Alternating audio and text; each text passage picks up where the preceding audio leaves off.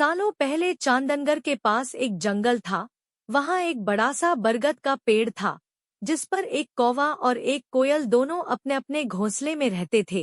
एक रात उस जंगल में तेज आंधी चलने लगी। देखते ही देखते बारिश शुरू हो गई। कुछ ही देर में जंगल का जो भी था सब बर्बाद हो गया। अगले दिन कौवे और कोयल को अपनी भूख मिटाने के लिए कुछ भी नहीं मिला। तभी कोयल ने कौवे से कहा, हम इतने प्यार से इस जंगल में रहते हैं, लेकिन अब हमारे पास खाने के लिए कुछ नहीं है।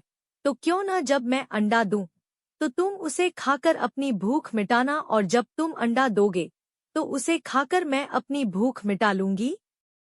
कौवे ने कोयल की बात पर सहमति जताई। संयोग से सबसे पहले कौवे ने अंडा दिया और कोयल ने उसे खाकर अपनी भूख मिटा ली।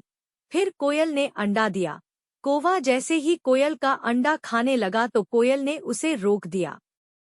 कोयल ने कहा, तुम्हारी चोंच साफ नहीं है, तुम इसे धोकर आओ, फिर अंडा खाना।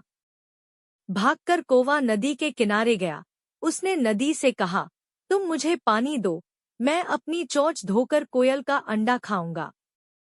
नदी बोली, ठीक है, पानी के लिए तुम एक बर्तन लेकर आओ। अब कौवा जल्दी से कुम्हार के पास पहुंचा। उसने कुम्हार से कहा, मुझे घड़ा दे दो, उसमें मैं पानी भरकर अपनी चोंच धोऊंगा और फिर कोयल का अंडा खाऊंगा। कुम्हार ने कहा, तुम मुझे मिट्टी लाकर दो, मैं तुम्हें बर्तन बनाकर दे देता हूँ। यह सुनते ही कौवा धरती माँ से मिट्टी मांगने लगा।